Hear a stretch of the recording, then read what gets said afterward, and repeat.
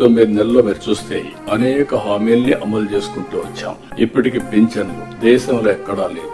4,000 రూపాయలు నా జీవితాలు నేను చూశాను. 200 నుంచి 2,000 చేశాం. మళ్ళీ 3,000 అయితే దాన్ని 4,000 చేశాం. తెలుగుదేశం పార్టీ 40 రూపాయలతో ప్రారంభించిన పింఛను ఈ రోజు 4,000 రూపాయలు దేశంలో ఎక్కడా ఇవ్వని విధంగా ఇచ్చే పరిస్థితికి వచ్చాం. అదే మరి దివ్యాంగులకి మీరు చూస్తే 6,000 రూపాయలు చేశాం. అది కూడా 5,000 రూపాయల నుంచి 6,000 నేనే చేశాను.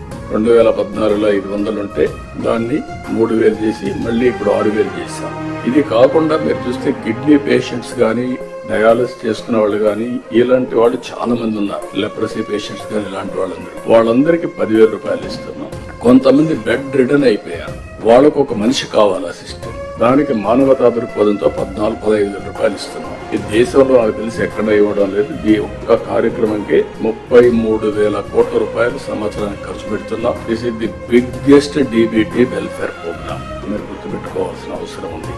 ఇంత చేసినప్పుడు ప్రజల్లో ఎప్పటికప్పుడు రిమైండ్ చేయడం కోసం ఫస్ట్ తారీఖు ఇస్తున్నాం. పేరు కూడా పేదల సేవలను పెట్టుకొని మనం ముందుకు తీసే పరిస్థితికి వచ్చాం.